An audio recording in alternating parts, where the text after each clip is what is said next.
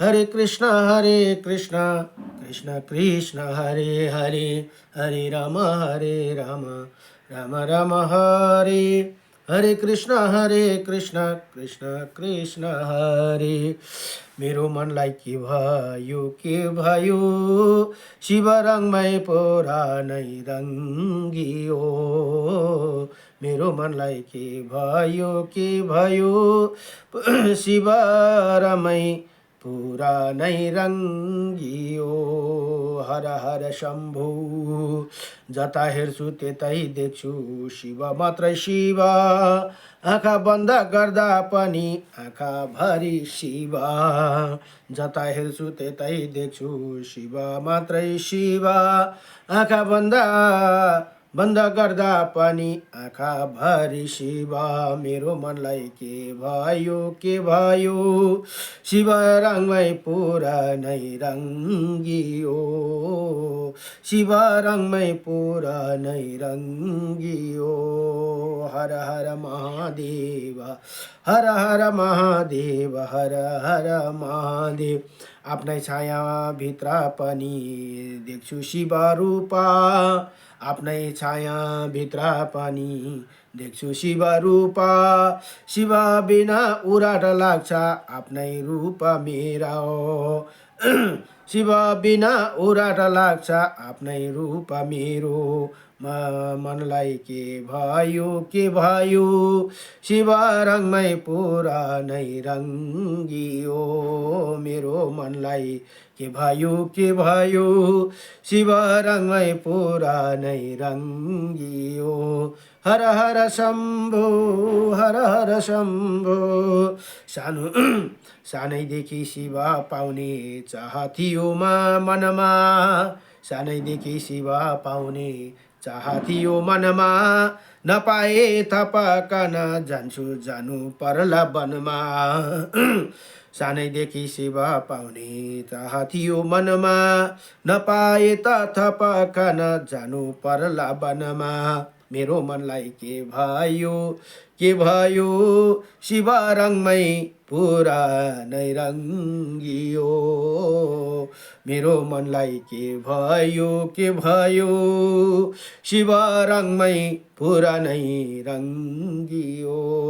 हर हर भोले हर हर महादेव हर हर हर हर हर महादेव। ओम जय शम्भु नमः शिवाय। अर्थ अब यहाँ महात्म्य अब एक दुई अध्याय अलिकति गाउँ। अब चौथो अध्यायमा के भन्नुहुन्छ भने अब भगवान भन्नुहुन्छ, भगवान ने कहा सनत कुमार जी से कहा, हे सनत कुमार धारण पारण व्रत को मैं कहूँगा उसे आप सुने पूर्व प्रतिवदा। तिथि को पुण्य वाहक करा कर मेरे प्रार्थना प्रसन्नार्थ धारण परायण व्रत का संकल्प करे। धारण में उपवास तथा परायण में भोजन विहित है। व्रत करने वाला प्राणी मास की समाप्ति के उद्यापन करे। प्रथम श्रावण मास की समाप्ति में कीर्तन पुण्य वाचन करा कर मानद आचार्य और अन्य ब्राह्मणों को वर्ण करे। पार्वती शंकर की प्रतिमा को घट के ऊपर स्थापित कर रात में भक्ति द्वारा अर्चना करे। रात में पुराण का श्रवण कीर्तन आदि द्वारा जागे सुबह को अग्नि रख कर हवन करे। त्र्यंबकम यजामहे इसी मंत्र से तिलके चामल को आवती दे भनेर यहाँ बताउनु भयो। त्र्यंबकम यजामहे सुगंधिम पुष्टि वर्धनम उर्वारकमिव मन्दन मृत्युर्मुक्षेमामृतात् भनेर यो मन्त्रले आवती दिनु हरे। तिल र चामल मिसाएर वामदेवाय विद्महि महादेवाय धीमहि तन्नो रुद्र प्रचोदयात् भनेर यसरी पनि यसै घृत तथा चामल के आवती दिनु भनेर यहाँ बताउनु भयो। घिउ र चामल मात्रै मुसेर चाहिँ यहाँ भन्नु अरे ओम वामदेवाय विद्महे महादेवाय धीमहि तन्नो रुद्र प्रचोदयात् भनेर इसे घृत तथा चामल की आवती दे। अतः षष्ठाक्षर मंत्र ओम नमः शिवाय मंत्र से खीर की आवती दे। फिर पूर्णाहुति होम को कर शेष कार्य समाप्ति करे। ब्राह्मण को भोजन करा कर आचार्य का अर्चना करे। हे महाभाग, इसी तरह व्रत को करने मात्र से ब्रह्म हत्या आदि पातक को मुक्ति हो जाते भनेर यहाँ स्वयं भगवानले सनत कुमार जीहरूलाई बताउनुहुन्छ। इसमें संदेह नहीं। हे मुनि, अब आदरपूर्वक श्रावण मास के मास में उपवास की विधि सुनिए। स्त्री या पुरुष इसी व्रत के लिए सम्यात्मा एवं जितेंद्रिय होकर प्रतिपदा तिथि को शुभ व्रत का संकल्प करे। अमावस्या के रोज लोक शंकर वृषभ ध्वज अब भगवान शंकर का 16 उपचार से अर्चना करे। ब्राह्मणों का वस्त्र अलंकार आदि द्वारा पूजन करे। यथाशक्ति भोजन कराकर प्रणाम करे, विसर्जन करे तथा इसी तरह मास उपवास का व्रत मुझे प्रतिदायक है। 1 लाख संख्या वाली रुद्रवती विधि करो। सदार रुई द्वारा निर्मित 11 बत्ती बनाई। मुझे प्रतिवाली ने बत्तियां रुद्रवती नाम से कही जाती है। श्रावण मास के प्रथम रोज से विधि संकल्प करे। श्रावण मास में देवों का देव महादेव की भक्ति से उसी गौरीश की 1 लाख बत्ती को आरती करूंगा और संकल्प करे रोज 1000 बाती द्वारा अर्चना करे। समाप्ति पर 71,000 बत्ती से आरती करे। अब रोज 3 सहस्त्र बत्ती द्वारा आरती करे। अंतिम दिन 13 सहस्त्र बत्ती द्वारा आरती करे। एक ही रोज 1 लाख रुद्रवती को प्रज्वलित करे। संसार के स्वामी महादेव का अर्चना का कथा सुने भनेर यहाँ यसरी बताउनुहुन्छ। अब सनत कुमार ने भगवान शंकर से कहा, हे देव, मुझे हर दया कर। इसी व्रत को प्रभाव तथा किसने इसी व्रत को किया है भनेर यहाँ फेरि सनत कुमारहरू सोध्नुहुन्छ। हे उद्यापन, इसी व्रत को प्रभाव तथा किसने इस व्रत को किया? उद्यापन की विधि इसी व्रत को क्या है, ये मुझे कहिए। हे भगवान शंकर ने सनत कुमार जी से कहा, हे ब्रह्मपुत्र, आप अवश्य इसी व्रत को सुनो। ये व्रत में श्रेष्ठ रुद्रवती व्रत महान पुण्य प्रदा है भनेर यहाँ बताउनुहुन्छ। तथा संपूर्ण उपद्रव को नाश करता है।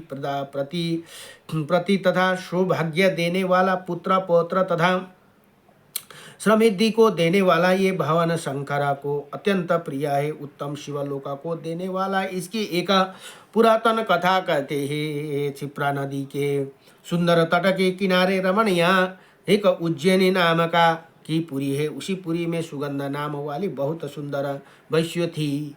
उस सुगंधा ने युवा पुरुष तथा कई ब्राह्मणों को धर्म भ्रष्ट किए। यो बेश्या थी न रे।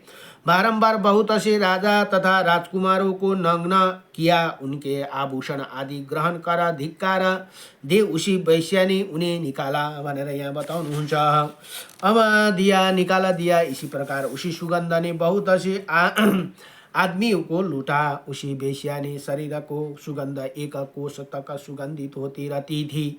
पृथ्वी पर उसकी रूप लवणा का क्रांति की ख्याति थी। नाचू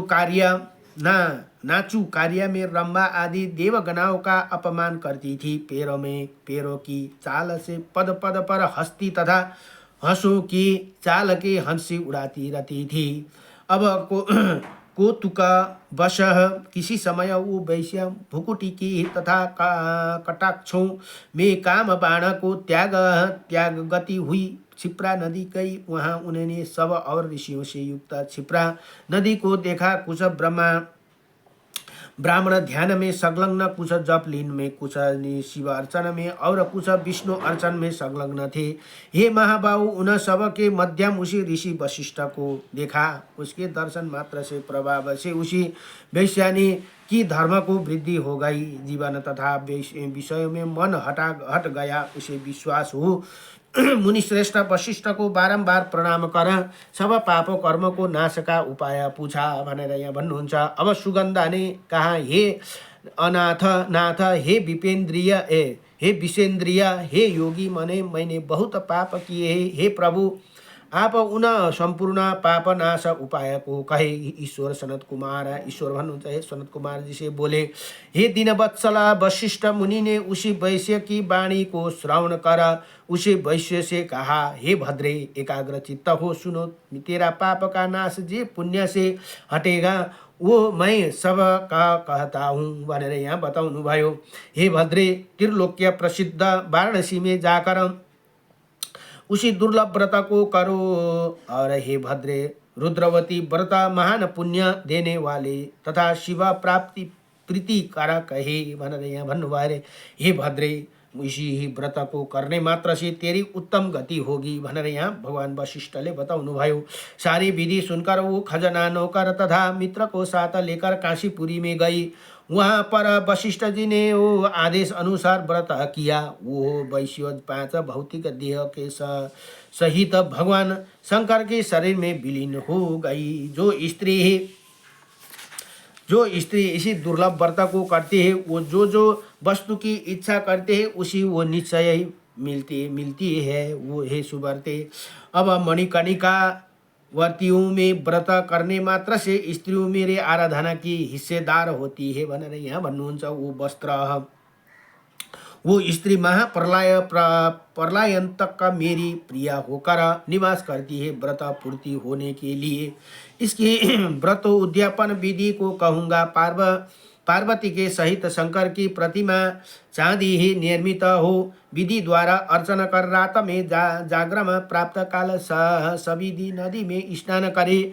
भक्ति द्वारा अर्चना का वर्ण आचार्य का वर्ण करे तथा 11 ब्राह्मणों को घी पाए सबने को घी लगाएर खीर एवं बिल्लपत्र का होम करे। रुद्र सूक्त, रुद्र गायत्री तथा मूल मंत्र से होम करे। पूर्णाहुति करे। आचार्य आदि को पूजा करे। 11 सपत्नी श्रेष्ठ ब्राह्मणों को भोजन कराकर इसी तरह जो स्त्री व्रत करती है वो संपूर्ण पापों से रहित हो जाती है भनेर यहाँ बताउनु भयो। यति भनेर श्री श्रावण महात्म्यको 4 अध्याय सम्पूर्ण भयो। नमो भगवो नमः सम्भवाय मयो भवाय च नमः शिवाय च नमः शिवत्राय च। अब यहाँ 5औं अध्यायमा के भन्नुहुन्छ भने ईश्वर ने भगवान शिव भन्नुहुन्छ, हे सनत कुमार जी, कोटिलिंग का महात्म्य तथा पुण्य का विधान नहीं कहा जा सकता है। जब एक लिंग महात्म्य की कथा कहाँ असंभव है तो कोटिलिंग के महात्म्य को कौन का कह सकता है। इसी महीने में एक लिंग के बनाने से भी जीवा मेरे पास निवास करता है। भक्ति द्वारा मन कामदेव के शत्रु भगवान श्री शंकर का 6 अक्षर मंत्र ओम नमः शिवाय मंत्र के सहित अर्चना करा। गृह यज्ञ का उद्यापन करे, हवन करे तथा ब्राह्मणों को भोजन कराए। इसी मास के व्रत करने से समय में मौत नहीं होती। इसी मास का व्रत लिंग अर्चना विज्ञान तत्व को हरण कर संपूर्ण आपत्ति को दूर करता है तथा सबकी वृद्धि करने वाला जो प्राणी पंचामृत से श्रावण मास की अभिषेक करते हुए इसी देह को छोड़ कैलाश में मेरे नजदीक आकर एक कल्प तक निवास करता है। वही प्राणी पंचामृत पीने वाला गौ तथा धन आदि से युक्त आदि मधुर भाषी त्रिपुरा सुरहंता श्री शंकर का प्रिय होता है भनेर यहाँ बताउनुहुन्छ। त्यही कारण भगवानलाई शिवलिङ्गमा पञ्चामृत चढाउनु अति प्रसन्न के अरे मनपर्छ अरे। भगवान शिवलाई अति प्रसन्न हुन्छु भनेर यहाँ बताउनु भए। र अब जसको घरमा शिवलिङ्ग हुनुहुन्न है, छैन भने बेलको वृक्षमा शिवलिङ्ग सम्झेर पूजा गर्दा नि हुन्छ। अथवा शालिग्राम छ भने लिङ्ग पुराणमा के भनेको छ भने यदि शालिग्राम शिवलिङ्ग छैन र शालिग्रामलाई नै पाञ्चायन देवा मानेर 5वटै देवता मानेर शालिग्रामलाई स्नान गराउँछ, शालिग्रामलाई नै पुज्छ भने त त्योभन्दा उत्तम कुनै हुँदैन। भगवान शिवले भन्नुहुन्छ मलाई शालिग्राममा मलाई शिवलिङ्ग नै सम्झेर यदि मलाई अभिषेक गर्छ भने मेरो पूजा गर्छ भने म बडो प्रसन्न हुन्छु भनेर यो लिङ्ग पुराणमा भनेको रहेछ। त्यही कारण मैले बताएँ यहाँ भन्नुहुँदैछ जो इस महीने में पतल पर भोजन करता है। यो चाहिँ श्रावण महिनाको महात्म्यको कुरा बताउँदैछु है म। पतल भनेको पातमा भोजन नगर्दा वो सोने के पात्र में भोजन करने वाला होता है। हेर्नुहोस् श्रावण महिना 1 महिनाभरि मात्रै म पातमा भात खान्छु भनेर गयो भने त्यसले सुनको पात्रमा भोजन गर्नेवाला होते ही। अर्को टाइममा अर्को जन्ममा तथा साग त्याग्ने मात्र से साग का कर्ता होते हैं भनेर यहाँ बताउनुहुन्छ। मनुष्य में उत्तम होते हैं जो भूमि में शयन करता है। अब यो 1 महिना चाहिँ म भुइँमै सुत्छु भन्छ भने वो कैलाश में निवास करता है। जो इसी श्रावण मास में अति शुभ एक दिन भी नहाता है एक दिन साउन महिनाभरि छिट्टो बिहान उठेर ब्रह्म मुहुर्तमा उठेर नुहाउँछ भने उसी 1 महीना तक नहाने का फल मिलता है भनेर यहाँ बताउनु भयो। इसी महीना में जितेंद्रिय होने से इंद्रिय जय बल प्राप्त होता है। इसी महीने से स्फटिक मणि, पाषाण, मट्टिका तथा मकर तक मणि निर्मित शिवलिंग में या पित्तल आदि चंदन निर्मित शिवलिंग में या स्वयं उत्पन्न या बनाए हुए या पिनासा निर्मित या पित्तल चंदन मखान या किसी निर्मित शिवलिंग से एक बार अर्चना करने मात्र से 100 ब्रह्म हत्या को भस्म हो जाते हैं भनेर यहाँ बडो दिव्यसँगले यसरी बताउनु भयो। अब सूर्य ग्रहण, चंद्र ग्रहण, अन्य किसी सिद्धि क्षेत्र में लक्ष्य जप करने से जो सिद्धि कहा गई है वो इसी महीना में सिद्धि एक बार जप करने से मिल जाती है। दूसरे समय के लिए किए गए नमस्कार तथा प्रदक्षिणा से जो 1000 का फल मिलता है वो फल इसी महीने में एक बार करने मात्र से मिल सकते हैं। मुझे प्रिय इसी श्रावण महीना में वेद पारायण करने पर सब वेद मंत्रों की अच्छी तरह सिद्धियों को हो सकती है। इसी महीना में बिना पुरुष सूक्त पाठ के एक दिन भी ना बिताए जो इसके अर्थात मात्र कहते हैं वो प्राणी नरक को जाते हैं। समाधि समिधा, चरु, तिल और घी से गृह यज्ञ करे, धूप, गंध, पुष्प, नैवेद्य आदि के भेद द्वारा अर्चना करे, शंकर के रूप का यथोचित ध्यान करे, शक्ति द्वारा कोटि होम, लक्ष होम और आयुत हवन करे, तिलों को व्याहति मंत्रों से हवन करे, इसी को गृह यज्ञ नाम कहा गया है भनेर यहाँ बताउनु भयो। अब यहाँ भन्नुहुन्छ, हे सनत कुमार जी, अब मैं 12 व्रत कहूँगा, आप सुनो। हे अनघ, आप पहले रविवार को व्रत कहूँगा।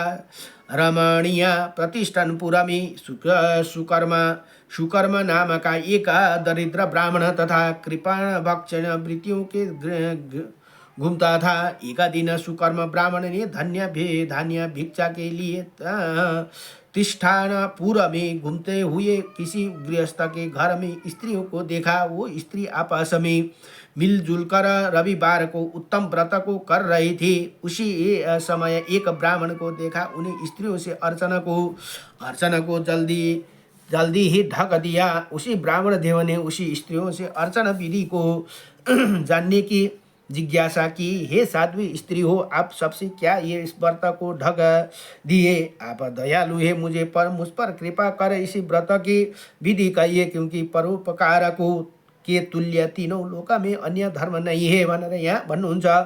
अब समदृष्टि रखने वाले साधु पुरुष का तो परोपकार ही स्वार्थ है। दारिद्र अवस्था में मैं दुखी हूँ, ये उत्तम व्रत श्रावण का व्रत में मैं भी कहूँगा। इसी व्रत के विधान को तथा फल को कहिए। स्त्रियों ने कहा, हे दीजा, यदि व्रत को उन्माद या प्रमाद, विस्मरण, भक्तिहीनता और अनायासता करेंगे तो इसी व्रत को तुम कैसे दे? उनकी ऐसे वाणी को श्रवण कर उत्तम ब्राह्मणों को कहे जे, स्त्रियों में ज्ञानी तथा भक्ति युक्त उत्तम व्रत को करने वाला हूँ।